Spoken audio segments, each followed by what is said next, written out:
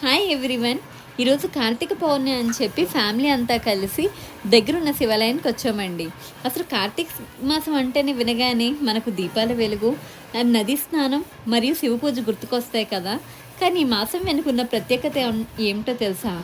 కార్తీక మాసం హిందూ మతంలో అత్యంత పవిత్రమైనది.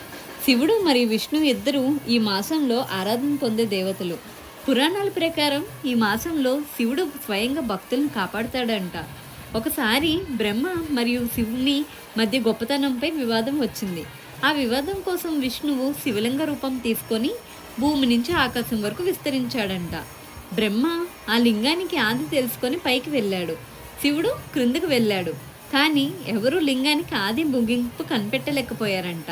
ఈ కథ ద్వారా శివలింగానికి అత్యంత ప్రాధాన్యత ఏర్పడింది.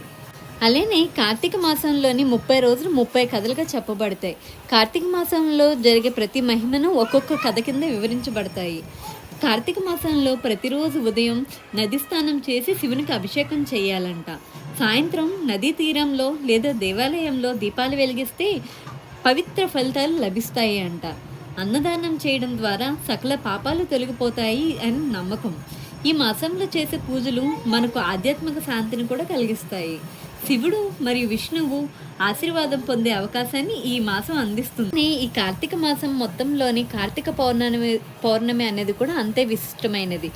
ఆ నెల మొత్తం కార్తీక మాసం చేయడం కుదరకపోయినా ఆ కార్తీక మాసం పౌర్ణమి రోజును ఒక్క రోజును మాత్రం నది స్నానం ఆచరించి దీపం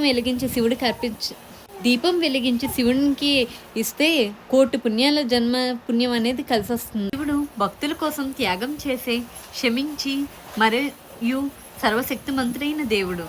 శివుని పూజ ద్వారా మనకు శాంతి, మోక్షం మరియు సకల శుభాలు కలుగుతాయి. శివుడి స్మరణ మన జీవితంలో శ్రేయస్సు తేవడమే కాకుండా మన ఆధ్యాత్మిక ప్రస్థానానికి దారి చూపుతుందని మా అమ్మగారు చెప్పారండి. కార్తీక మాసంలో ఉపవాసం చేస్తూ భగవంతుని పూజించడం చాలా మంచిది.